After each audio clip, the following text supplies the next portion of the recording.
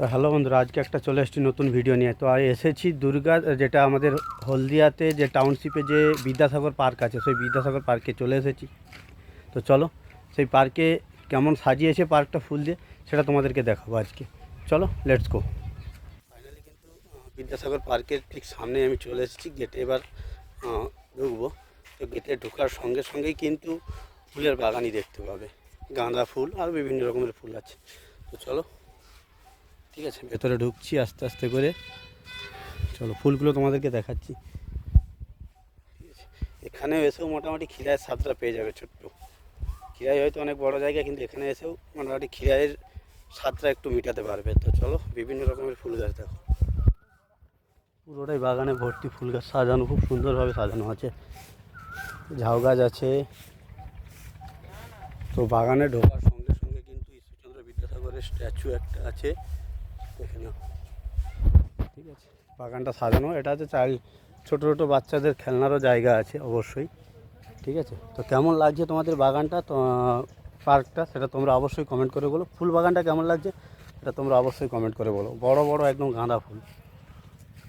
ঠিক আছে, কেমন লাগছে সেটা তোমরা অবশ্যই বলো। এছাড়াও এখানে মোটামুটি বসে আড্ডা মারারও জায়গা আছে। অনেক বেঞ্চি করা আছে ভেতরটাতে।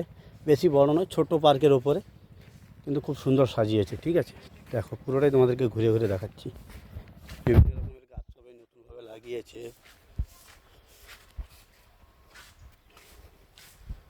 ঠিক আছে, দেখে নাও, সাজিয়েছে এরকম, কত সুন্দরভাবে সাজিয়েছে, দেখে নাও।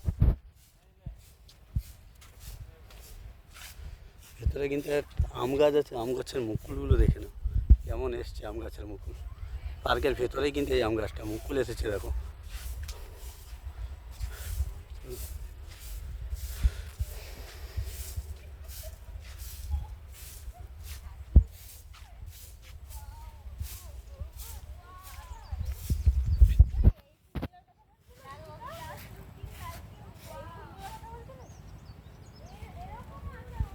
এটা হচ্ছে বাচ্চাদের খেলনার জায়গা।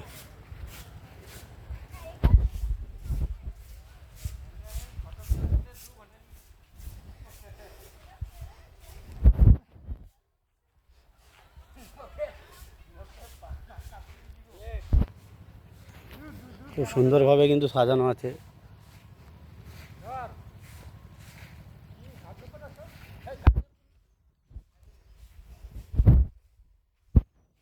পার্কটা ছোটোর উপরে তোমাদের কেমন লাগছে সেটা অবশ্যই তোমরা কমেন্ট করে বলে যাও।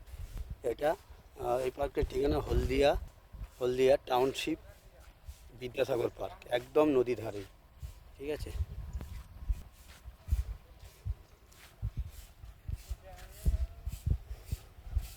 ফুলগুলো কেমন লাগছে সেটা অবশ্যই কমেন্ট করে বলবে।